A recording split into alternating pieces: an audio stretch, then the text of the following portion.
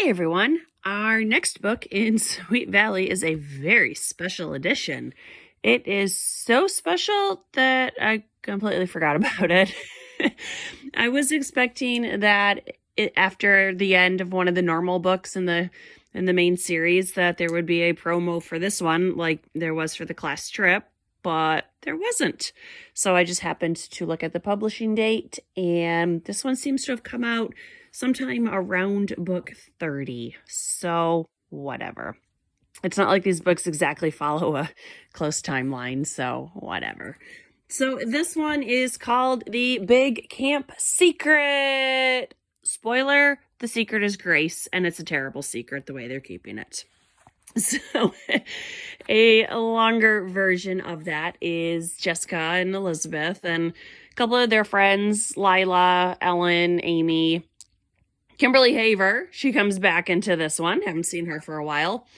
The story is they're all going to summer camp, and they have all been assigned to the same cabin because, of course, they have. Why meet new people when you can hang out with your normal friends? There is another girl in the cabin, Nancy or something, and of course they all like her. And at the very last minute, two things happen.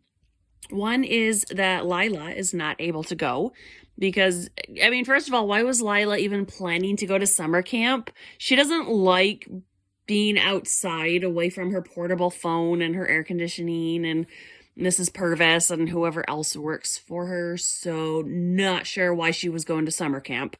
So she can't go. And then we also find out that Grace Oliver, who I feel like we've seen before, but I don't really remember her, she can't go either because her parents are having some marital problems and decide they are going to go on separate vacations. Who's going to watch Grace? It seems like she would go to camp, but no, she's going to go stay with her aunt or godmother or some lady she hasn't ever met. So this does not make sense. What would make sense is, since Lila didn't go, and presumably the camp has a no refund at the last minute policy, why didn't Grace just slide into Lila's spot? That would have made a lot more sense. But it is Sweet Valley, and we have to really milk all the possible drama. So Cabin 7, where our girls are, has an empty bed for the duration of camp, until this mean girl named Barbara decides to blackmail them, and she's going to move in and be nasty to everyone and whatever. But the big secret is that, and this is so ridiculous, there's this little cabin there. Okay, so, I've been to a camp before, and sure, there are buildings that don't get used sometimes. But this one, it's a furnished cabin with electricity, and there's food in the cupboard, and this just doesn't make any sense. If no one is there, why is there food, and why is there electricity? So, there's that. And, the counselors tell a big ghost story that, oh yeah, the cabin's haunted. And it is, but it's being haunted by Grace. She was supposed to take the bus to visit her aunt, godmother, whoever, but she took it upon herself to get on the bus with all the Sweet Valley kids, and somehow none of them recognized her, even though they're allegedly friends. So then the camp picks up the kids at the bus station, and they don't seem to do any sort of attendance check. They just take who's ever on the bus, and none of this makes any sense. So Grace has been hanging out in this cabin, and once our Sweet Valley friends realize she's there, they all work together and concoct this scheme with all the kids that they're all going to hide Grace. And this is where the story really goes off the rails. So Grace isn't even hiding. She's just walking around camp like she belongs there. And at one point, there's two super ridiculous things that happen. At one point, two cabins go on a hike. There are 15 girls, and they decide that Grace can go with them because neither counselor will notice that there's an extra kid. Or if they do, they'll assume that she belongs to the other group. This makes no sense. I've been on so many field trips with kids, and I can tell you, we count kids all day long. You get on the bus, you count kids. You get off the bus, you count kids. You go in the building, you count kids. All we do is count kids all day long. And even if a student is not in your group, you can at least facially recognize a group of 15 children. So that's utterly ridiculous. And then the other thing, Grace, they've been trying to sneak her food, and she decides she's getting sick of that and she wants some hot food. So she just walks right on into the dining room, and no one's counting kids. And there's no one's noticing that what had been an empty table has now been filled, or there's an extra chair. They don't really address where Grace is sitting because it's summer camp. It's not like kids are staying home sick, so there's a bunch of empty chairs. So she has her food, and the twins counselor, whose name is Jamie, she sees Grace, and she asks her, "What is your name?" And Grace tells her her real name. "Oh, I'm Grace Oliver." Why would she do that? Why didn't she say she's Lila? Because if Jamie is any counselor worth anything, she's going to go check the records and see, where does Grace belong? Instead, Jessica mimics to Grace to tip over her milk. She does. She spills it. She makes the big mess. Everything is forgotten. So that is just ridiculous. So, I mean, the whole book is just ruined right there. And then there's a fire, and who cares? The dance with the boys. None of this matters. We don't care. So,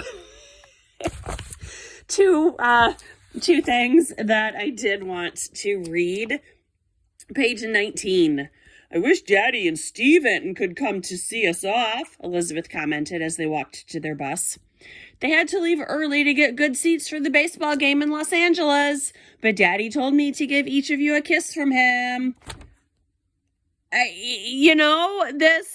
When did this book come out? 1990, 1989. I went to a Tigers baseball game in 1986, and even then, much smaller market. There were assigned seats. You don't walk into Dodger Stadium and hope to get good seats. So, I don't think this author has ever been to summer camp. I don't think this author has ever been to a professional baseball game.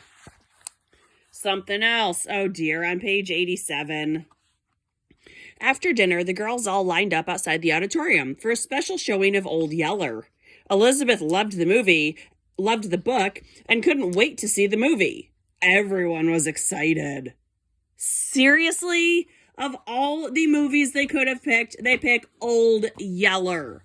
These girls are not going to be excited in 2 hours. This is a terrible choice.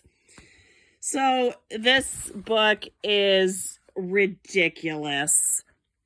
Of course, Grace winds up talking to her parents, and Barbara talks to her parents, and everyone's besties, and everything works out, and it's all forgiven and forgotten. And the camp does not send Grace's parents a bill for the fact that she's been at camp for 2 weeks.